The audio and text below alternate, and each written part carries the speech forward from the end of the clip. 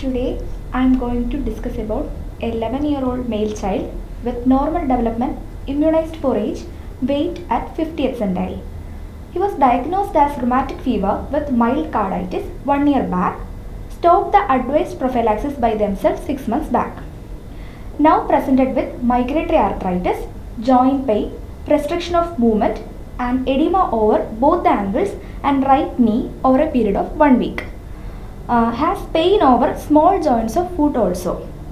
No history of fever or rash, no history of any subcutaneous nodule, no history of any sore throat, no gastrointestinal or genitourinary infection, no history of any trauma. On physical examination, the child is alert, active, heart rate 100 per minute, regular, normal volume, all peripheral pulses felt equal and bilateral. BP is 106 by 60 mm mercury. JVP is normal. Apex beat is poorly localized, left fifth intercostal space just inside the midclavicular line. S1 appears a bit loud, S2 normal with well appreciated split, ejection systolic murmur of grade 2 by 6 over mitral area. On local examination, minimal edema and tenderness over right knee joint, right metatarsophalangeal joints, tender. An analgic gait is present and range of movements is restricted in right knee joint and both ankles. Other system examination with a normal limit. Liver is just palpable on deep inspiration. Okay, with this much, what do you think is the diagnosis? Sir, I think it's a case of acute rheumatic fever, which is a disease reactivation. Why do you think it is rheumatic fever?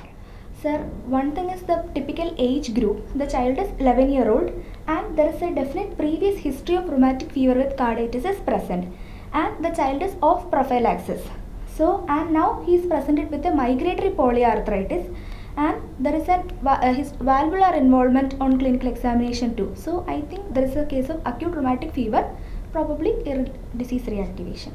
Is there any point against your diagnosis? Sir, the one point against is the small joint involvement. Here the small metatarsophalangeal joints are also involved and another thing is there is no history of any preceding sore throat, but that we cannot take it as a definite contradictory point because in many cases we may not get a definite history of sore throat.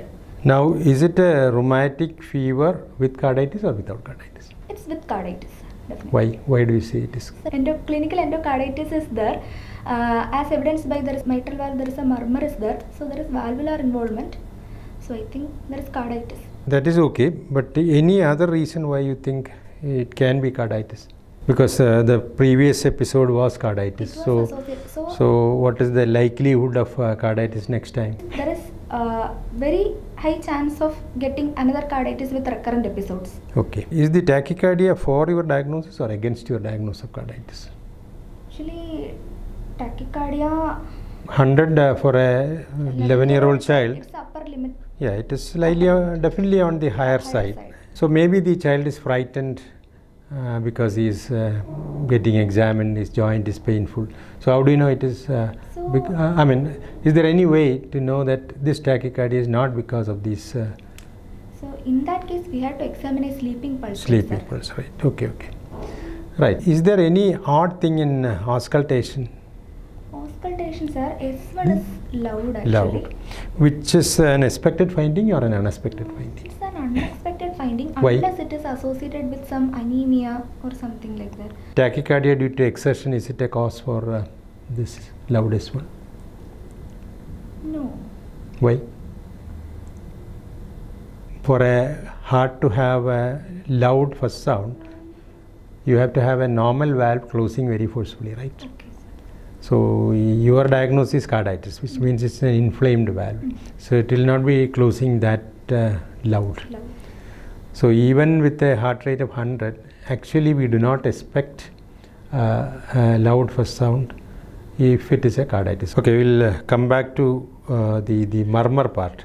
It is you have described it as ejection systolic murmur in mitral area. Yes, sir. Is it okay or you find it odd? Sir, usually in acute rheumatic fever, we expect a pansystolic murmur, but Okay. in this case, I could hear the S1 and S2 very clearly. Okay. So it's not a pansystolic murmur, definitely. That's why I commented it as an ejection systolic murmur. That is true. So you can just listen to that.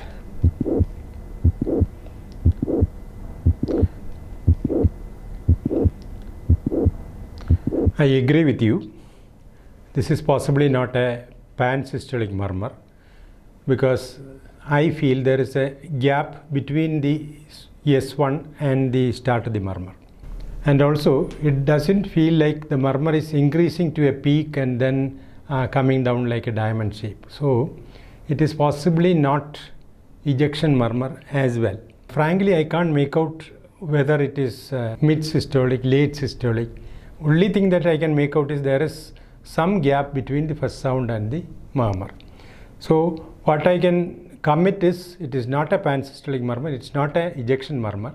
So, how to describe it? Given to me, I'll safely describe it as a long systolic murmur. Regarding your opinion on S2, yeah, I feel S2 is actually closely split. It is not a single sound because it is like, for example, if I strike my palm, like, see the difference. When I am using two fingers, a very close sound. S2 to me is closely split, but the most important thing is you are not supposed to comment on S2 from mitral area. You will have to go to the base of the heart and then auscultate and give a comment on the S2.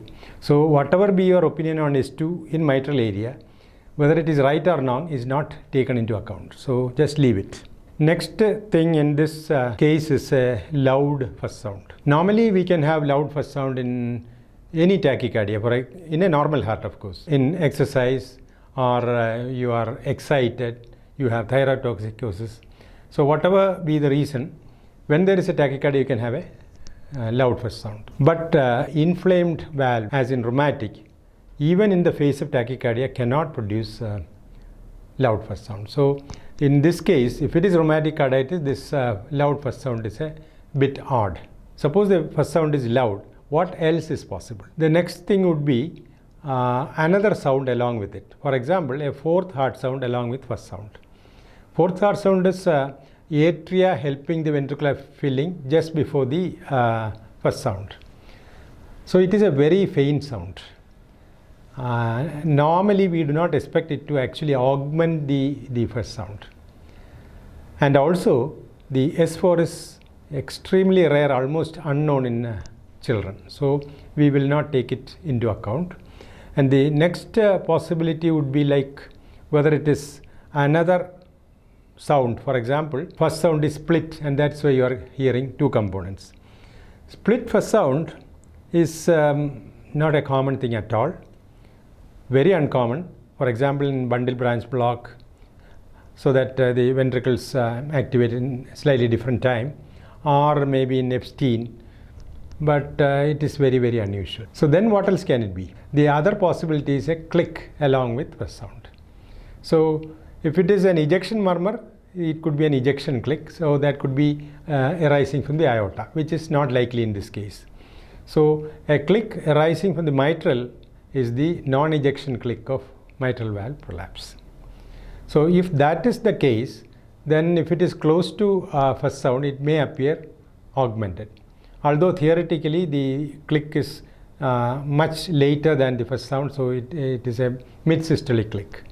But it can actually be closer to first sound rather than mid-systolic. So when you find a click along with the mitral murmur, it is more likely to be MPP. This is what I could make out from the recording of heart sound and the murmur. Now we will see what the computer graphics say about this. We will see how accurate we were in interpreting that sounds. So we are now taking the computer waveforms of that recording and just listen to this. See here there is a sound here, there is another sound here, another sound here.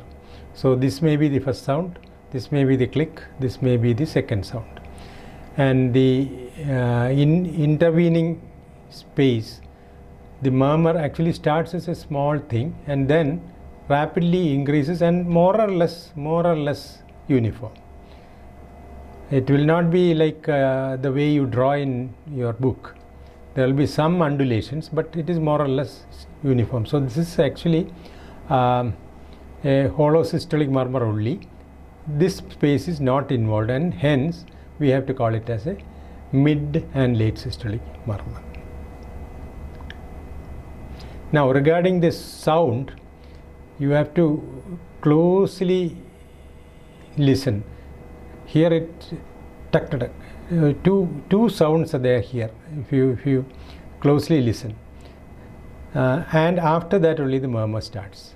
So the second sound, if you closely listen, is slightly different in quality, like it is more sharp. This is a much wider sound, this is a much narrower sound, but still the intensity is there. So that is how the click sounds. So the computer graphics, as you can see, there is a first sound, there is another sound which is possibly a click, and at the end of the murmur there is another sound which could be the second sound, and the murmur actually touches the second sound, but there is a gap between the first sound and the click and the murmur, and it is not typically diamond shaped, and it is not typically uniform throughout, because it cannot be uniform throughout. It will start and then pick up. So that is how the murmur comes. So there is a initial low, and then it picks up, and then it is almost maintained uniformly till it reaches the second sound. So it could be a mitral murmur which is starting somewhere in the middle of the systole and ending with the second sound.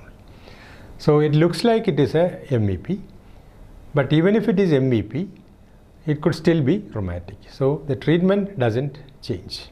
If it is a mitral valve prolapse, what procedure should we do? A dynamic auscultation. Dynamic auscultation. We should make the child stand up and auscultate, and the murmur will actually show up better. So the reason for this is, you can assume that, or this is actually for the ease of understanding, assume that the mitral valve is little bigger than the orifice. So much so when you are lying down, the venous return is quite good, so the heart is filled up, so the valve perfectly closes. When you stand up, the venous return decreases, so the volume in the heart is actually less. So much so, the valve is slightly bigger than the orifice, and when the ventricle contracts, it closes the orifice and then prolapses a bit, because there is something extra size in the valve. So if you assume that way, it is easier to understand why it is becoming prominent when you are standing up. So okay, suppose it is a mitral valve prolapse, will it make any difference in management? Actually no, because even in rheumatic fever you can have a prolapse of the mitral valve. So anyway we are going to treat it as rheumatic carditis only. But anyway the child has got to be on aspirin, because this is a mild carditis, you possibly wouldn't require steroid. So let the child be on aspirin, and then 10 days of penicillin, and then prophylaxis penicillin. Thank you.